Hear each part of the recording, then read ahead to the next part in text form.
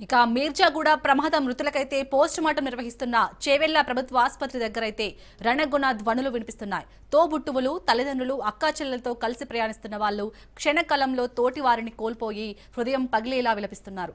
కళ్ల ముందు జరిగిన సంఘటనను కుటుంబాలకు వివరిస్తూ తల్లడిల్లిపోతున్నారు. చేవెళ్ల ఆసుపత్రి నుంచి మరింత సమాచారాన్ని మా ప్రతినిధి పూర్తి వివరాలు అందిస్తారు రత్న. చనిపోవడంతో వారి యొక్క పోస్ట్ మార్టం ప్రక్రియ అనేది కొనసాగుతుంది. పోస్ట్ మార్టం చేసిన తర్వాత మృతదేహాలను కుటుంబాలకు అప్పచెబుతున్నారు. ప్రస్తుతం చేవెళ్ల ప్రభుత్వ ఆసుపత్రి వద్ద హృదయ విదారక సన్నివేశాలను కనిపిస్తున్నాయి.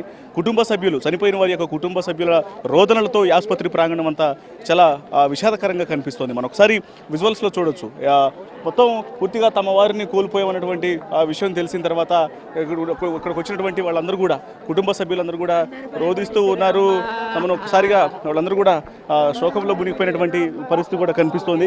మొత్తం వైపున ఇటు డాక్టర్లు పోస్ట్ మార్టం ప్రక్రియను పూర్తి చేసిన తర్వాత కుటుంబ సభ్యులకు తమ వారి యొక్క కుటుంబ సభ్యులకు మృతదేహాలను అప్పగించినటువంటి ప్రక్రియ అది కొనసాగుతుంది. ఇక తమ వాళ్ళు చనిపోయారు అన్న విషయం తెలుసుకొని అటు కుటుంబ సభ్యులు ఒక్కసారిగా రోధిస్తూ ఉన్నారు. మనం ఒకసారి విజువల్స్లో చూడొచ్చు కుటుంబ సభ్యులు ఎంతలాగా బాధపడుతున్నారనేది.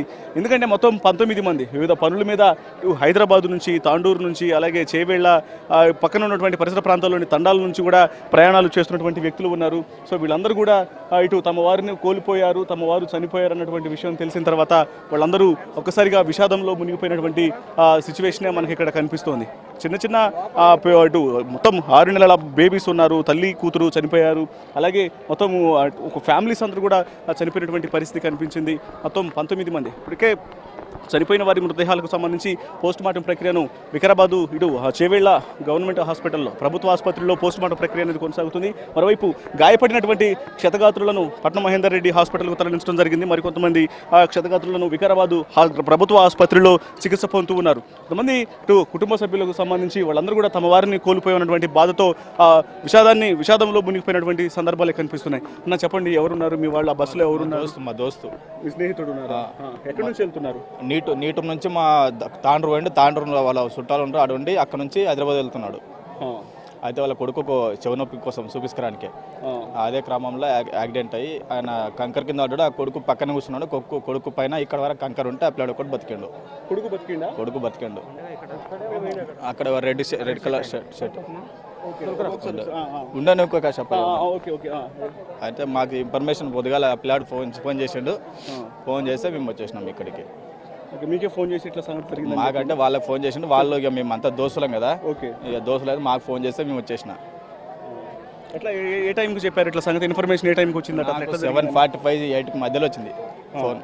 నేను అక్కడ నుంచి బస్కి వచ్చేసిన. ఇక్కడ వాళ్ళేమో కార్ తీసుకుని వచ్చేసిండు. వాళ్ళ అమ్మ వాళ్ళంతా వేరే ఊర్లో ఉండ్రి. అక్కడ నుంచి ఇడికి వచ్చేసిండు డైరెక్ట్. ఇప్పుడు బాబు పర్వాలేదా? బాగానే ఉన్నాడా? వానికి ఇక్కడ దెబ్బ తాకింది, కాలుకు మూగ దెబ్బ తాకింది. సరే, ఆ బాబుతో కూడా మాట్లాడించేటువంటి ప్రయత్నం చేద్దాం. మనకి ప్రమాదంలో అంటే కొడుకుకి ఆరోగ్యం బాగాలేదంటే తండ్రి తీసుకొని వస్తూ ఉంటే ఒకసారిగా కాంక్రీట్ అనేది పడిపోవడంతో అతను చనిపోయినటువంటి పరిస్థితి కనిపించింది. అదృష్టవశాత్తు కొడుకు ప్రాణాలతో బ్రతికి బయటపడ్డాడు. ఒకసారి ఈ యొక్క ఇన్సిడెంట్లో బతికి ఒకసారి మనం విజువల్స్లో చూడొచ్చు. మొత్తం విషాదంగా మారిపోయినటువంటి పరిస్థితి కనిపిస్తోంది. ఆ ప్రాణాలతో బతికి బయటపడినటువంటి బాబు కోసమే తండ్రి బాబుని తీసుకొని వస్తూ ఉన్నాడు. ఒకసారి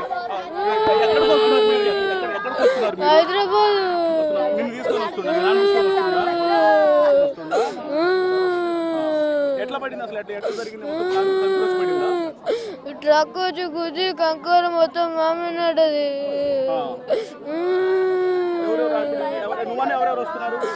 నేను మా డాడీ.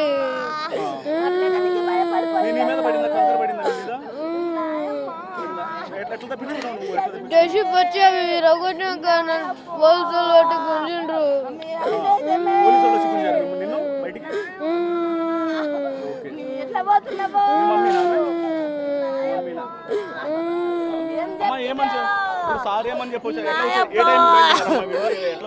మా పుల్లనే తేరిండు సారు. హాస్పిటల్ కనే వచ్చిండ్రు సారు. ఇట్లయితే దాని ఎవరికి కొత్తప్పా నాయమ్మా ఎగ్జామ్లు వస్తాయంటనే చెవు నొప్పి లేచిందంటనే చూపిస్కరానికి వచ్చానప్పా నాయప్పా ఇప్పుడేం చేద్దామో నాయప్పా మాకెవరి దగ్గర లేరు నాయప్పా బయటపడ్డాడు, తండ్రి మీద కంగారు పడింది. ఏమో సార్ ఎవరు చూసిండ్రు నాయమ్మా. అది మొత్తానికి విషాదకరమైనటువంటి పరిస్థితి కనిపిస్తోంది మొత్తం హాస్పిటల్ దగ్గర, ఇటు చేవేళ్ల ప్రభుత్వ ఆసుపత్రి దగ్గర. ఎందుకంటే తమ వారిని కోల్పోయినటువంటి బాధతో వాళ్ళందరితో కూడా మాట్లాడలేనటువంటి సిచ్యువేషన్లోనే ఉన్నారు. రోదనలతో చేవేళ్ల ప్రభుత్వ ఆసుపత్రి విషాదంతో మునిగిపోయినటువంటి పరిస్థితి కనిపిస్తోంది. ఎందుకంటే వివిధ పనుల మీద బయలుదేరిన వాళ్ళల్లో తమ కుటుంబ సభ్యులు ప్రాణాలు కోల్పోయినటువంటి విషయం తెలిసింది. అదృష్టవశాత్తు మనకి ఇక్కడ కనిపిస్తున్నటువంటి బాబు ఎవరైతే ఉన్నారో ఈ బాబు తన తండ్రి ఆ బాబుని తీసుకొని వస్తూ ఉన్నాడు.